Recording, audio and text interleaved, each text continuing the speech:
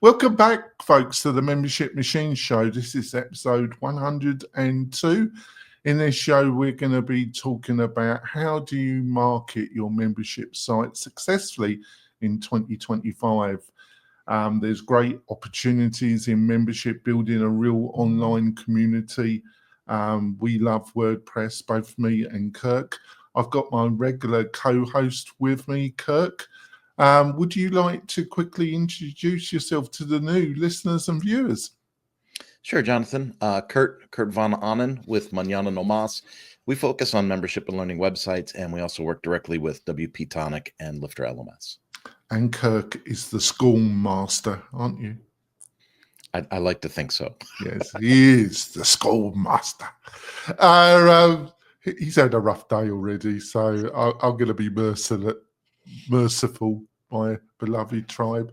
So in this episode, we're going to be talking about something that's really, really important, and that's the marketing of your website. And things are changing. They've been changing in 2024.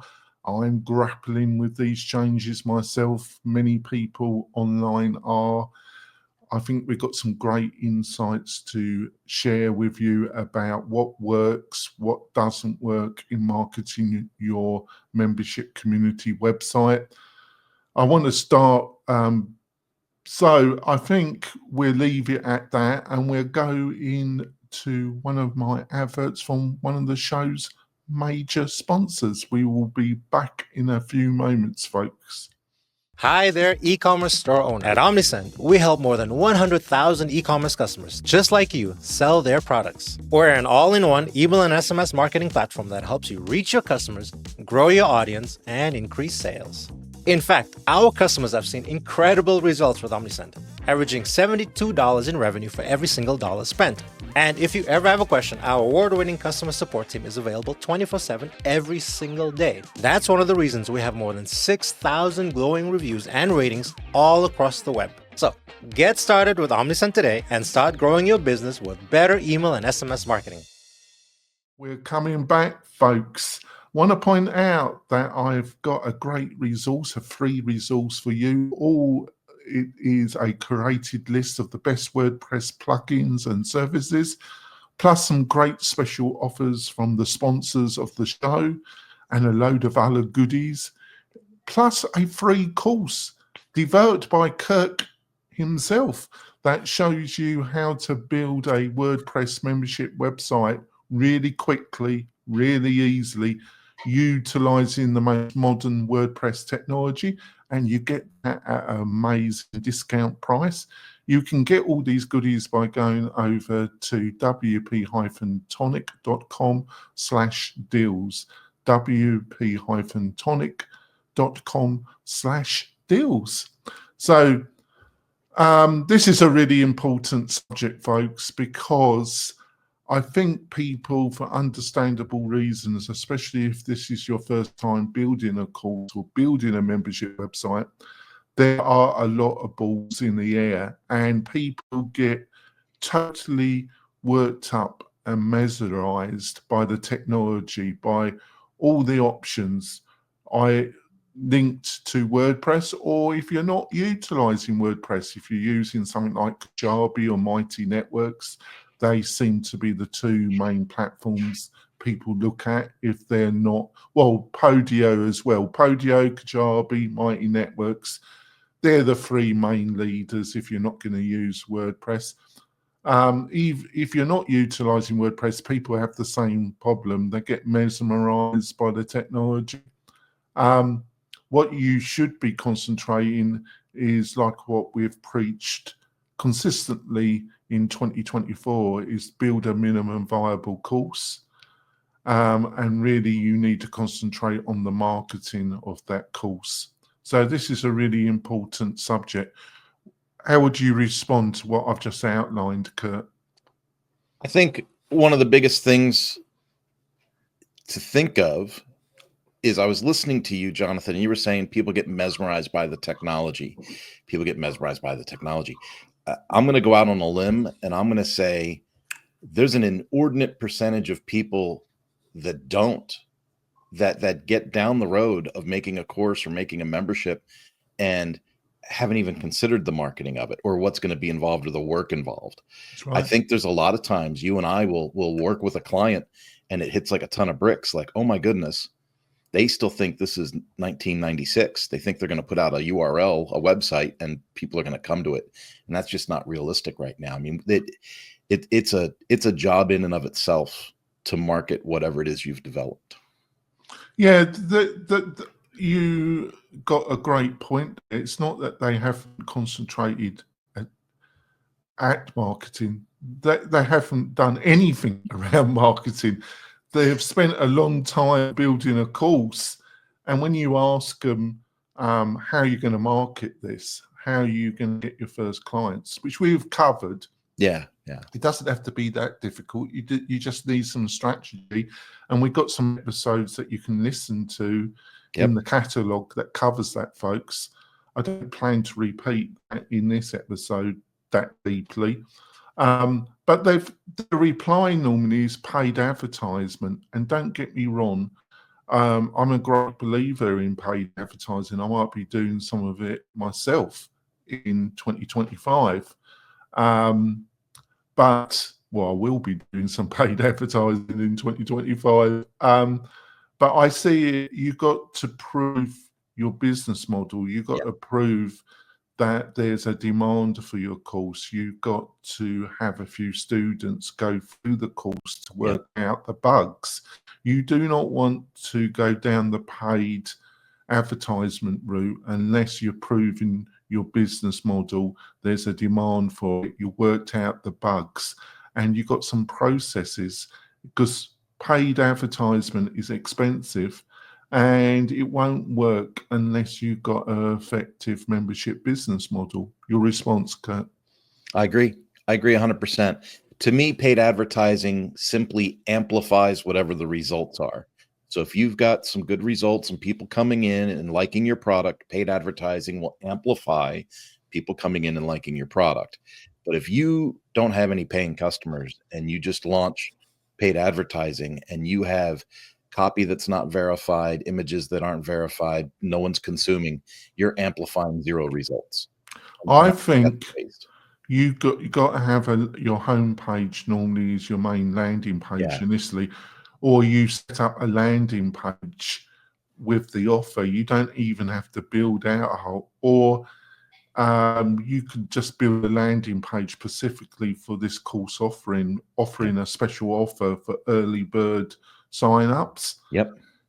50% of your time should be spent on the marketing, setting up the landing page and how you're going to market this course, and 50% of your time on building the course and getting it set up. Would you agree? Yeah, you definitely got to have a time split, and it's got to be substantial. It can't be some 95-5% thing. It's your 50-50 example's pretty dang close. Yeah, normally I see 95% of the time on the look of the website, the look of the course, where the sign up button will be, the look of the grid, or if you've got multiple courses, and about 5% of time on how we're going to market this thing.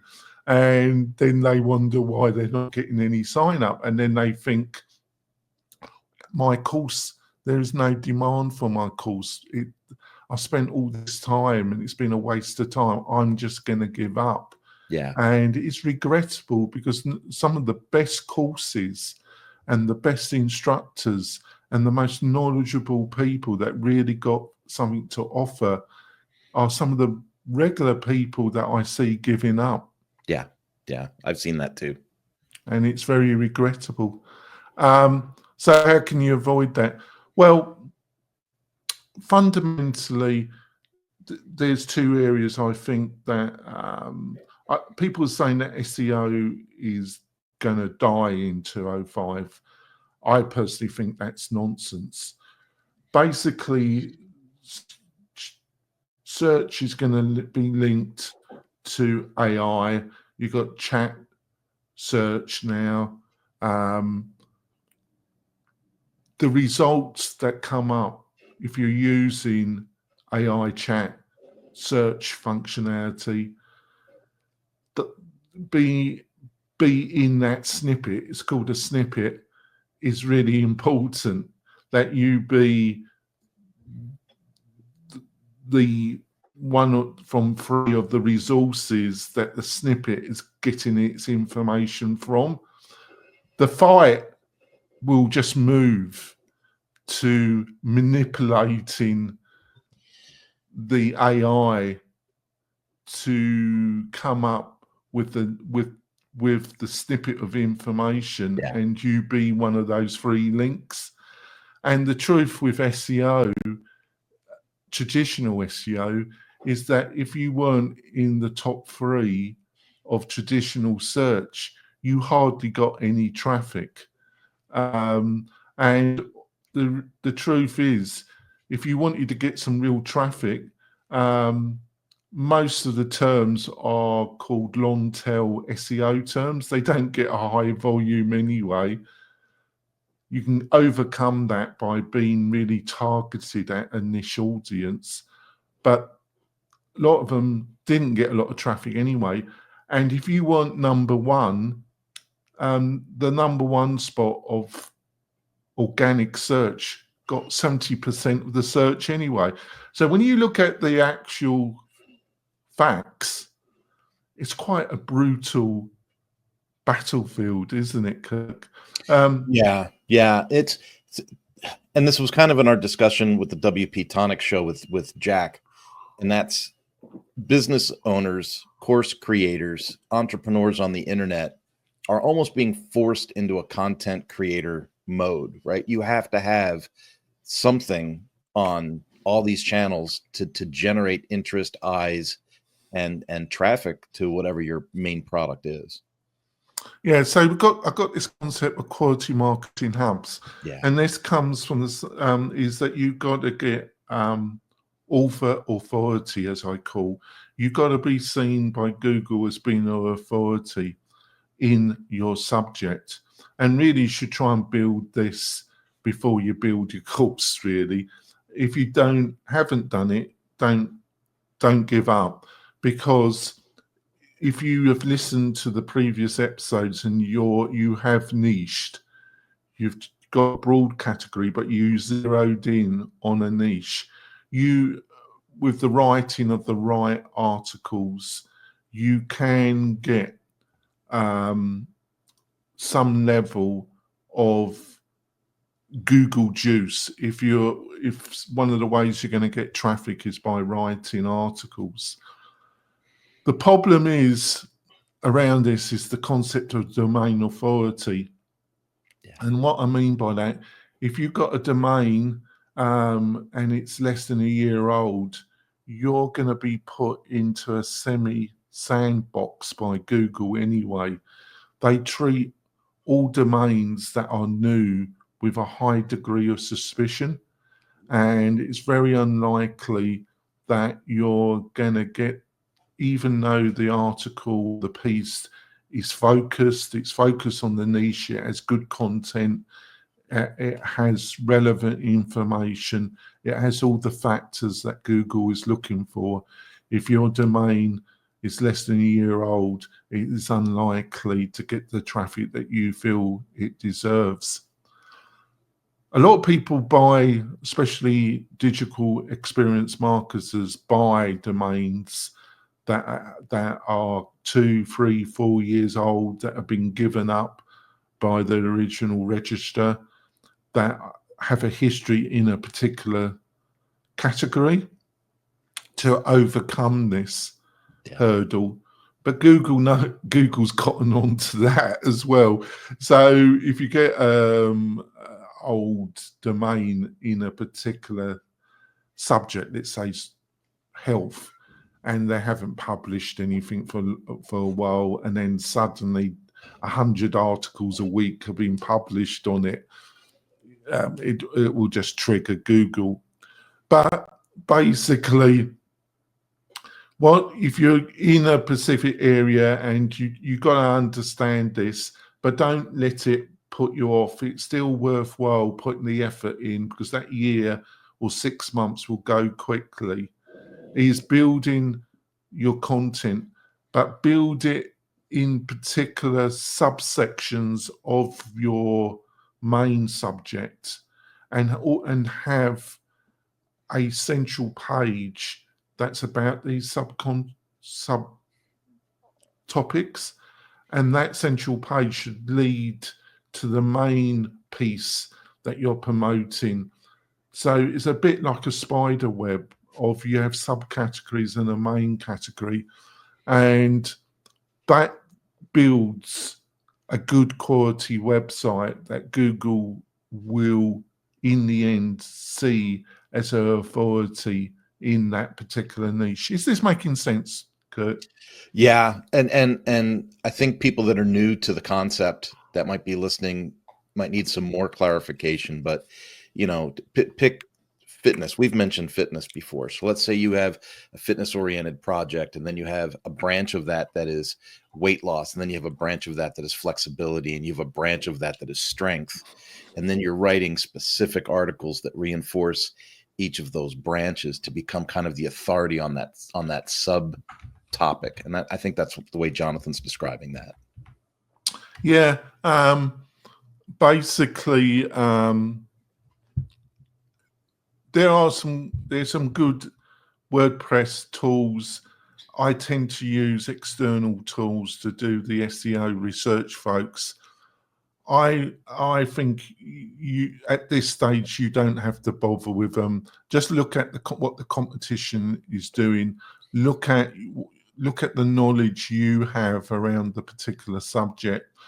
Do some search. Write down some subject headers. Then put them into search. Look at the competition. Look what they're producing, and be honest. What are the good bits about the competition's pieces? What are the areas that they're not giving the information that if you were that student would be looking for? And just make sure your first few articles are well written, not too wordy. There's plenty of YouTube tutorials about writing for websites. People that tend to write a lot, but not for websites, tend to overwrite. Yeah. It's too wordy. But there's plenty of resources out there about short paragraphs. The other thing is, it does depend on the subject, folks, is that people tend to write to a higher educational level. They write at a level at university or master level. The average reading level should be at 7th grade. There's a great free tool out there that can give you advice. It's called Hemingway.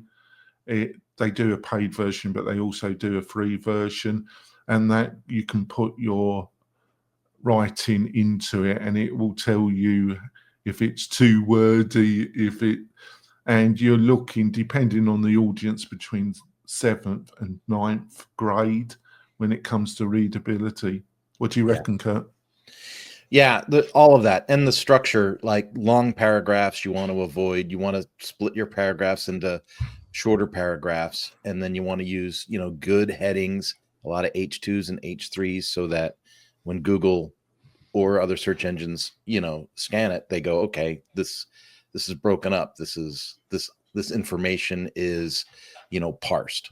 And so if you follow certain structures, you're going to have a certain amount of success. But it's really important to note, this is not an overnight thing. This is not an easy button. This takes work and planning.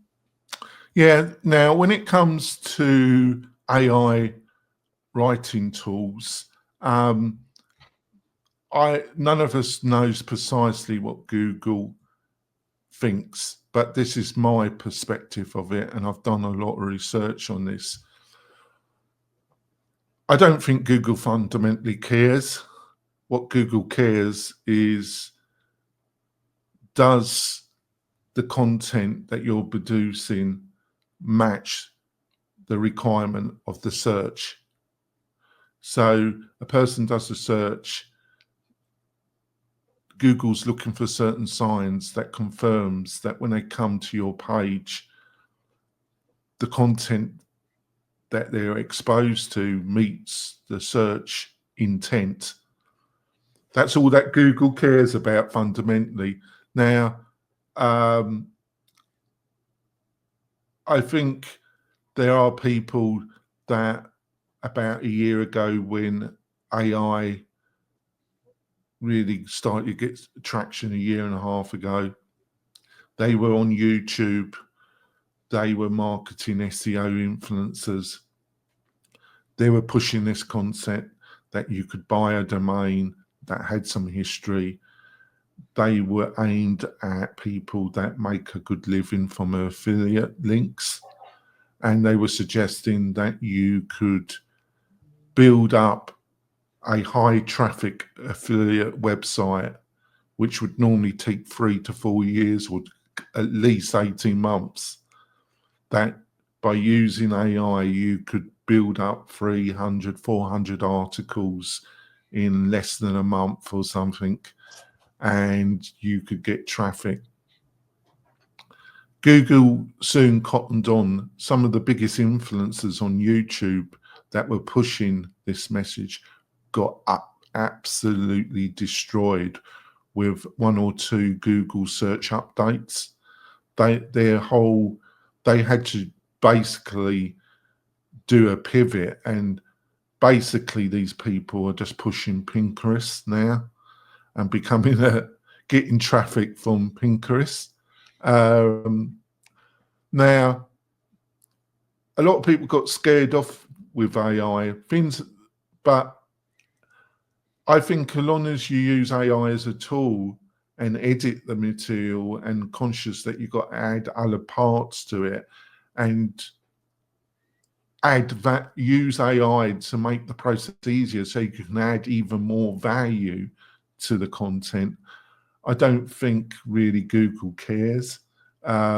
It's when you just use AI just to produce any rubbish. You don't know anything about the topic. You haven't bothered to do any research.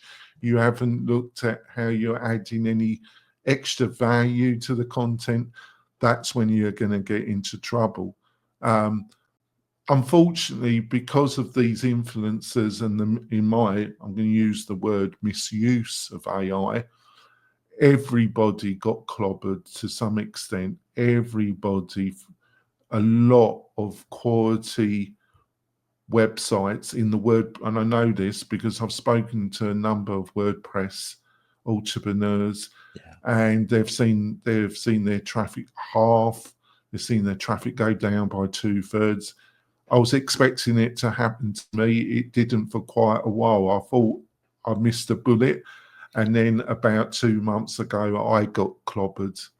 But I have worked out a strategy to recover from it. It is going to cost money and time and energy, but I'm pretty confident in the next few months I'll be able to. But it's meant, folks, that the whole situation has been in a lot of flux.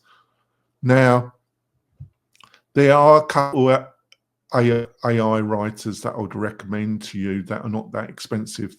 If you're paying monthly, one is called SEO Writer AI. That's a pretty good one. And the price is, like I say, you can buy their middle plan for around $20 a month. Another one is Agility Writer. The links will be in the show notes, folks. Agility Writer, that's the same. It's a little bit more expensive. They have a plan that starts, I think, around $30 a month. There's a load of these AI writers. These two, if you do a search or you do a search through YouTube, you see that a lot of people that are giving advice rate these quite highly. So I have used them. I use other tools, but they're much more expensive than these. I think the price metrics for what they produce, they're definitely 2 tools that you should look at. What do you reckon, Kurt? Am I making some sense? Yeah, it's and I don't want to, people that are new to the course or membership pathways, listening to the show, I don't want to communicate that you've got to be this SEO expert and all this stuff. I think the main core of your message coming through to a startup or to a new person is, if you don't jank around and try special tricks and black hat weirdness, if you just make good content that is organized and specific and niched down to your specialty, you're gonna do okay starting out in the Google world, right? Like I think I want to see people try something as opposed to getting overwhelmed and doing nothing. Exactly. Use these tools. You don't have to do too much SEO research. Yeah. That's when you start getting traction with your business. Just you're the expert in your particular area. Niche down, find a niche, join some Facebook groups, find out if the niche, if this niche really exists. If you've got specific Facebook groups, Reddit for Reddit areas. There's a number of discussion platforms out there. Find groups around your niche, join in the conversation, observe, write down problems that are coming up regularly. Can your course help solve those problems? And then write posts about those problems. Yep. That gives some insight about the problem, why people have the problem, give them some tips, insights about fixing the problem. And then when you develop your course, you can have a link that goes to your landing page. Can you see how this works, folks? It's not jet science. So thanks, Kirk, because that's one of the problems of going into these conversations is, obviously I've got a fair bit of knowledge in this area. I've spent enough hours researching, trying tools. It consumes my whole life, Kirk.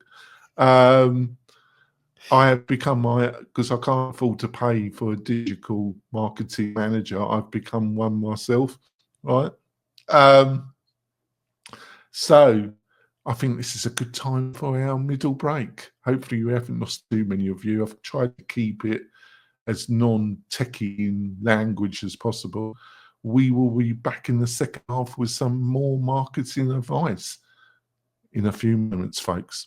Tired of hosting providers that can't handle high traffic loads? Conversio is here to help. Our platform can handle any amount of traffic, all without slowing down or crashing. With immediate Slack support, performance optimization, and a team that thrives on resolving technical challenges, your e-commerce business is in safe hands. Learn more about Conversio at conversio.com.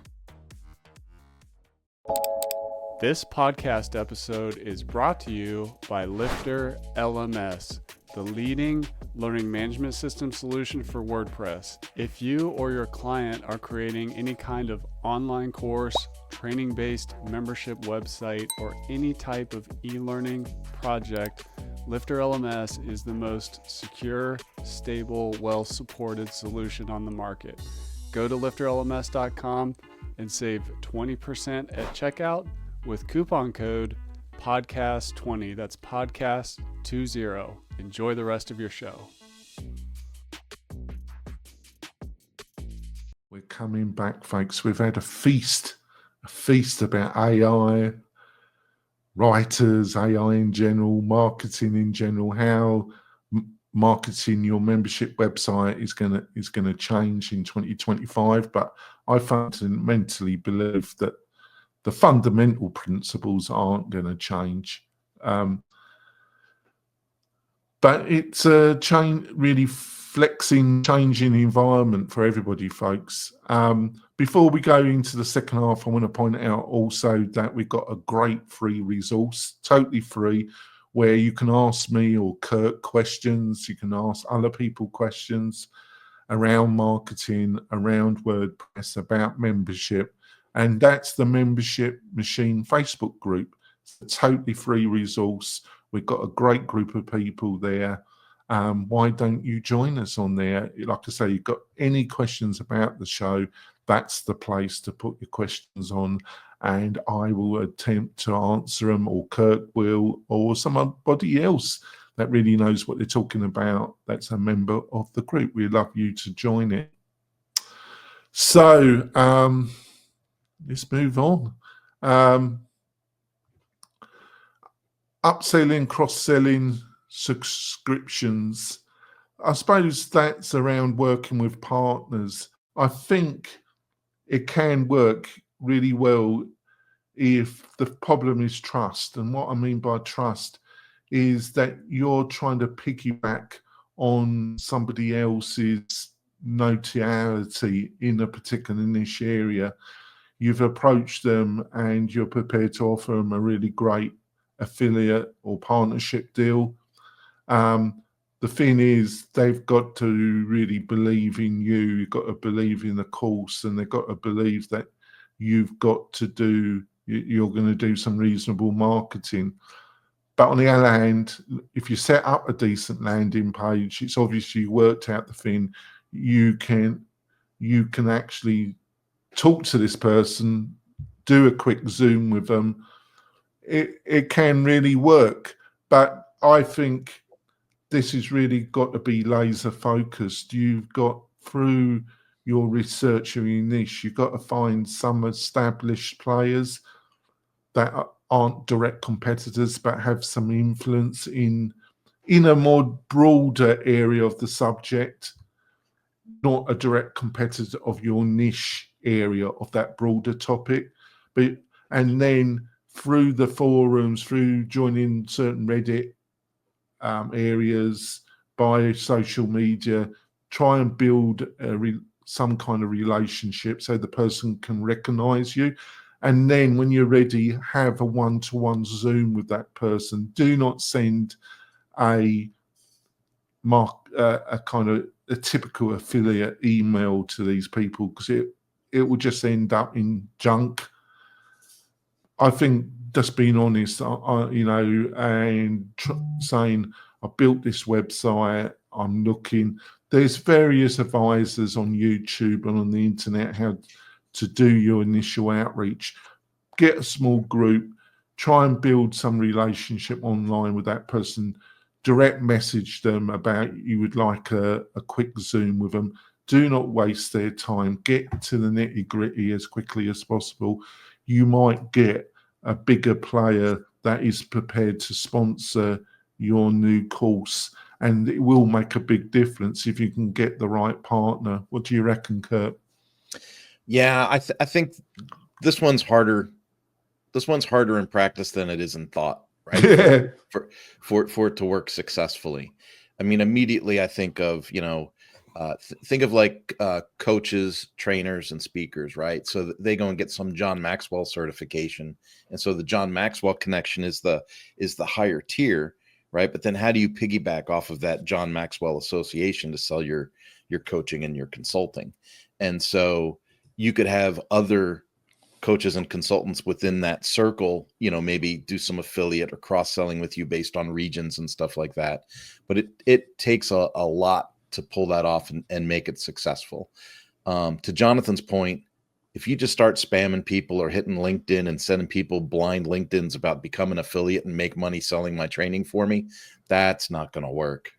If anything, that'll just create some negative flow in your direction. So you want to be really careful and personable as you try and launch an affiliate or cross sell with other folks. Yeah, it's not a volume game. You just want one or two of the right influencers, the right solid connections. Jonathan, this is a really good point to just reiterate, and we've said it many times, so we don't have to go deep on this. You're not looking for 10,000 students. You're looking for 25, 30, 50 students, and to begin growing your brand, growing your circle, your own community. And so these are the things that we're talking about that get you to those first 25, 30, 50 students. Yeah, these are realistic goals for a realistic launch of a new membership product and website. These are the realistic goals, and then you can that would be a great start.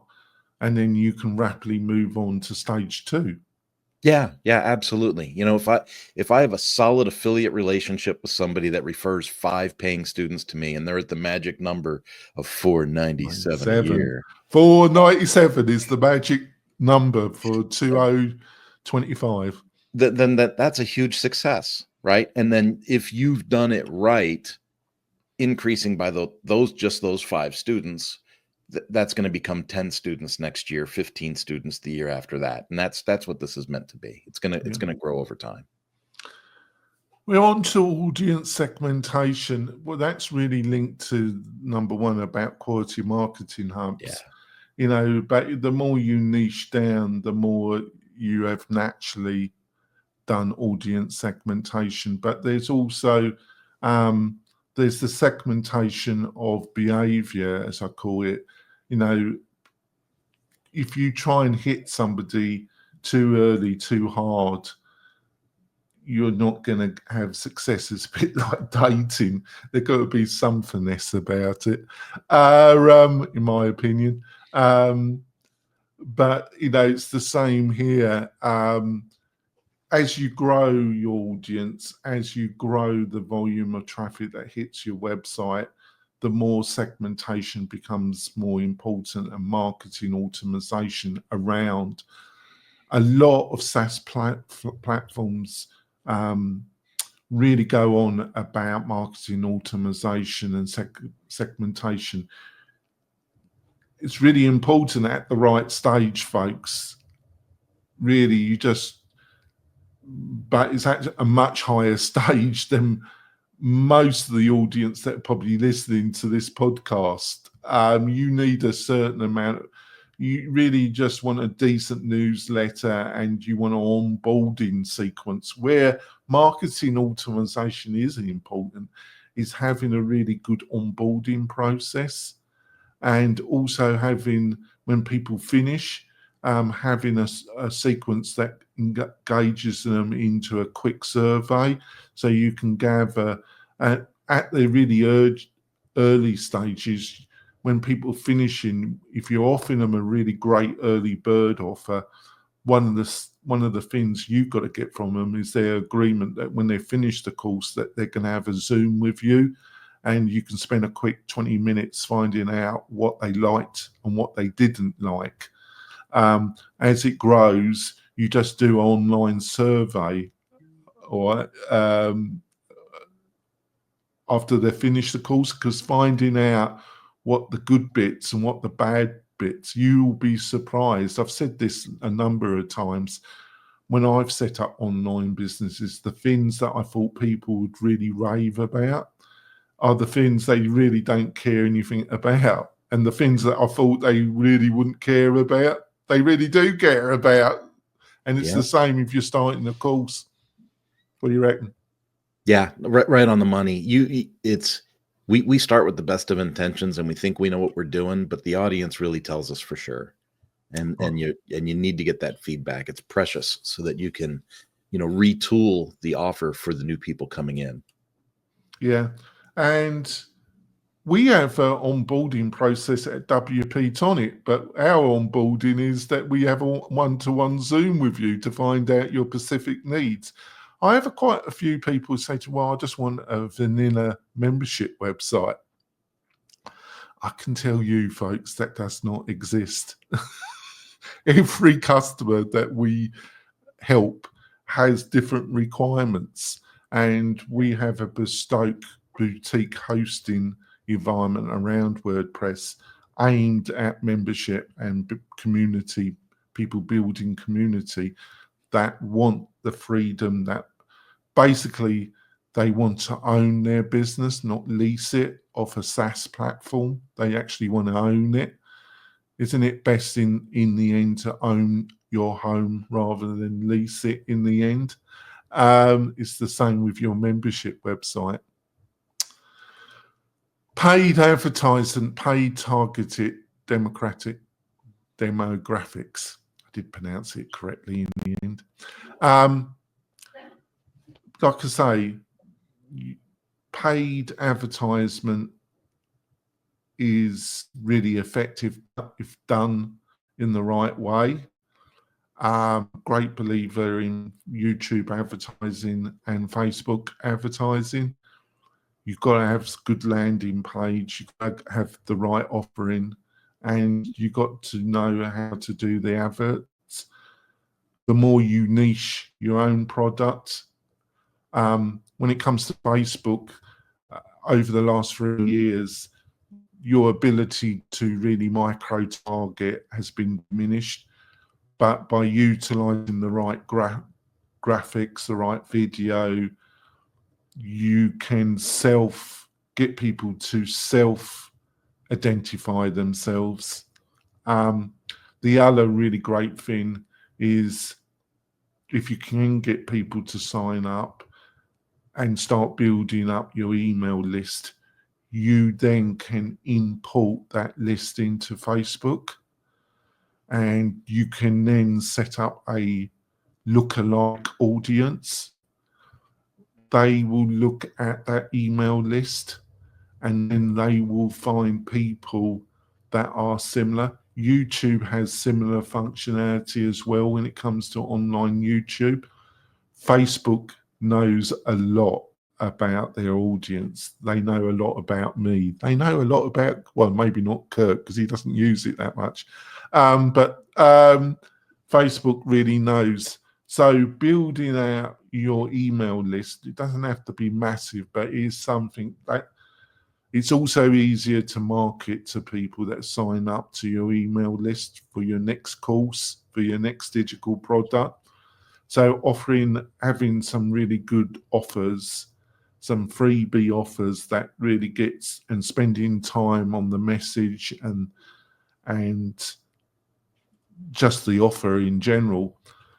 The other thing is importing that list and doing a lookalike audience campaign. It's going to be cheaper and it's going to be a lot more effective. What do you reckon, Kurt? I definitely hear what you're saying, and I'm trying to line that up with real life experience with both me and my clients. And the one thing that I have come away with on paid advertising, Jonathan, and feel free to correct me if I am wrong, I have found that people that come in with a very limited budget get not great results, very little ROI. But the people that I've worked with that have had $3,000 to $5,000 of budget money to play with in paid advertising have seen a better return. Well, you will need a budget between Yeah. $5,000 and $1,000 a month for Yes. this to work, for this to Yeah. get any kind of result.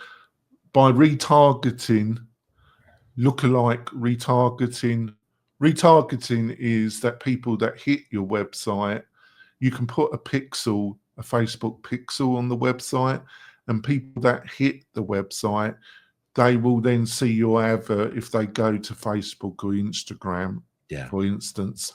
That is quite effective, right? Because almost, I forgot the precise statistic, folks. It's quite breathtaking. I think it's almost 60 to 70% of people that come to your website will never come back again. Yep. You've got to get traffic to your website. That is not easy, folks. To have a functioning commercial website, you've got to get about 5,000 unique hits per month. That's a very broad figure, but that's an industry recognized figure, folks. That is, and almost half the registered hits, and this can fluctuate and be different, are bots anyway. They're not real people hitting your website anyway. They're bots, they're spiders of some type. So you see, it's brutal, folks.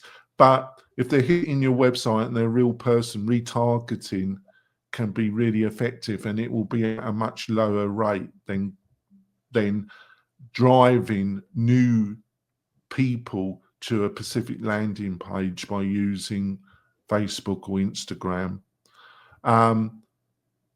Lookalike audience, if you've got some kind of email list, I really like that, and it's at a lower rate as well. So more of your Facebook marketing budget will go further, and it's much more targeted. So I've just given you 2 types of usage with Facebook that I think are quite suitable for people. But you've got to have you've got to at least have 250 a month, and then grow it to 500. And if you're starting to get to traction, you really got to be looking at 1,000 a month, at least, to really start. But it can be effective. What do you reckon, Kurt? Yeah, no, I agree with everything you said there. I've seen a lot of people go into the ad machine, right, and start setting it up, and they just go, well, I just want to try it. I just want to sample it for $50 or $100. And it's like, you're not going to see anything. You're going to get some traction, but it's more of an experiment. It's about more trying out adverts and finding things that start. One of the problems with Facebook Manager, the Facebook advertising platform, is they're always changing it. It's a dog's breath of an interface. So is YouTube paid advertising, their interface linked to Google Analytics. It's a dog's interface. As far as I'm talk about interface design and usability, it's just a joke to the major advertising platforms. I literally have to retrain myself. I have run for clients Facebook campaigns. I'm probably going to have to delve into it in a lot more detail in the coming months, because I'll be planning to run my own campaigns. I have got a partner with another business that I run that he does run Facebook campaigns for me for our clients in my other business. And we plan to do some advertising for that business, and we got a new client as well.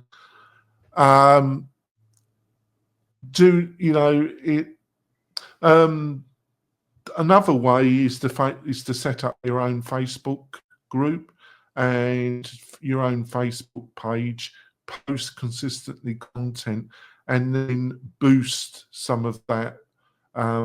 Unfortunately, your Facebook page, unless you spend a bit of money, it's really not going to be shown to a lot of people. But the page has to be at a real niche, and you've got to do some really good graphics, but then spending a bit of money to promote those posts on your page, and then have links on your page that takes people to a Facebook group. That's another method that I've seen work and get some reasonable results, Kurt. Yeah, I agree. I think we've already talked about affiliate to some extent. And virtual events. I think especially YouTube, all the social media platforms, they're really promoting people that are doing live events. The thing is, they're time consuming, but I presume you're in the scenario where you've got more time than money. So if you're doing all the other things that we're talking about, and you can promote your live event, I've got it here, virtual event, but it's really live eventing, using something like we do our podcasts and our live events here. When we got a guest that promotes the podcast, or when I have a special guest for this podcast, we get a few people joining us. Try and do this at the same time every week. We've had a few people. We've got nobody joining us this week. It's quite surprising. It's probably the title or whatever. I'm not saying it's easy, but if you can build a Facebook group and a community, and you can get them joining you for the live event, that really will accelerate how many new people that will see the live event.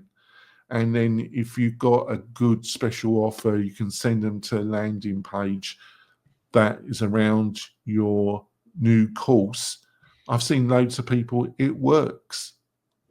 What do you reckon, Kurt? Real life talk. A couple of months ago, we were looking at the types of clients we were getting at Mañana No Mas, and we started to focus on SCORM work, as you well know. The SCORM master. The SCORM master. So we made a dedicated scormpress.com website. We have some dedicated blog titles on SCORM. We made a couple of videos about SCORM. We made a course about how to put SCORM on your website.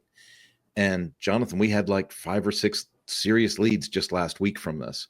If you do the work, it will happen. And to Jonathan's point with this virtual event thing, we put out a webinar on how to add SCORM to a WordPress website.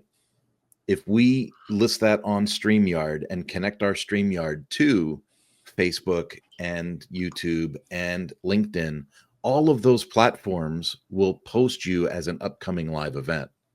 And so it drives people to at least click in and see if they're halfway interested.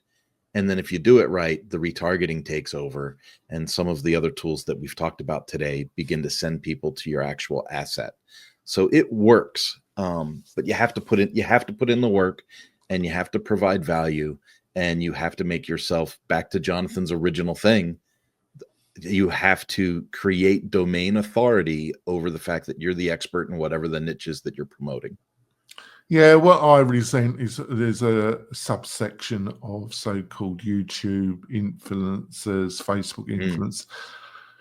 Give us $6,000, give us $10,000, and we've got what they don't say it because it would get them into legal troubles, but they influence the impression that it's a guaranteed process.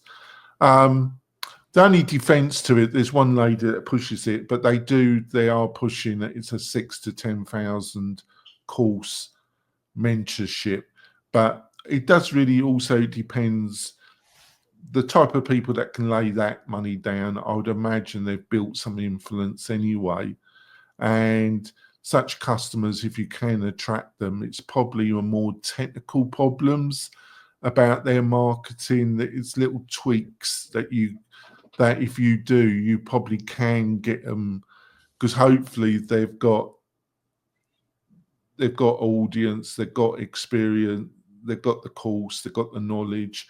It's just they're not doing some things correctly. So in some ways, such people are easier to deal with because they're at a different level of their journey. So they're self-selecting through their price mechanism to some degree. Yeah. That's to be fair. I think I just don't want to get the impression, because you might be listening to this podcast, folks, and you're thinking, oh my God, this sounds terrible. This is a ton of work. Well, it is work, folks, but the great thing is that as long as you got some plan of action, you can do this as a side hustle, and you can do this when you're in full-time employment, and it's totally achievable, and it's at a level which you can work on and gradually build it out. And if you wish to, get it to a stage where you can give up your job if you want to, and it's totally achievable. That's the good news. But the bad news, yeah, there is some work into it. If there wasn't any work into it, everybody would be doing this, folks. Yeah. And you wouldn't be able to make any money from it, folks. That's just the brutal truth about it. I think that's enough of me waffling, isn't it, Kurt? But I think it's not been bad. I think I put some meat on it about Facebook advertising, some real recommendations about AI. It's not all been pie in the sky stuff, isn't it? I think we've done a reasonable job, haven't we? Yeah, no, the most reasonable job that we can do, Jonathan, is what you said at the very end. Don't talk people out of it, right? Like this is a pathway.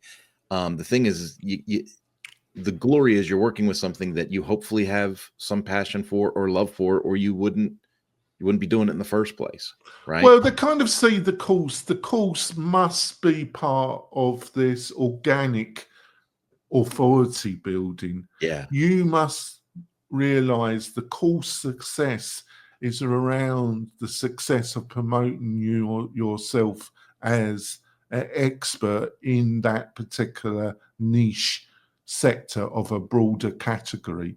That is if you just look at making a course, which Kirk is a major trainer with Lifter LMS, and I'm part of some of his Lifter LMS groups, and people tend to see building the course, and they have no concept of that they really need to be building themselves as the authority in that niche, which the course is part of. Yeah. Yeah. The course is just an element of the project. It's not the project.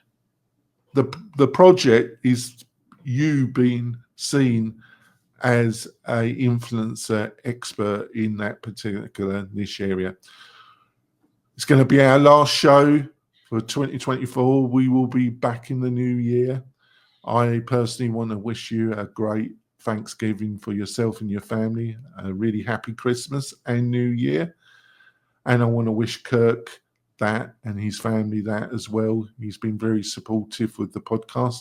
I think our numbers have gone consistently up. Like I say, if you've got any questions, just join the Membership Machine Facebook group and you can ask anything there.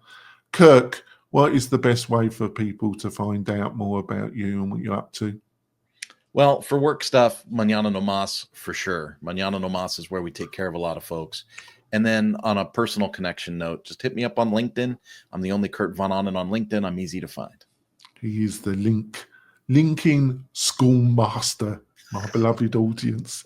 I love saying that. I don't know. There's part of me that's very childish, isn't it? I'm a strange concoction of different things. I know. Maybe. No, I'm well aware of it. There's a real childish. I just love saying the schoolmaster. The schoolmaster. The schoolmaster. All right, we will be back in the new year, folks. We'll see you soon. Bye.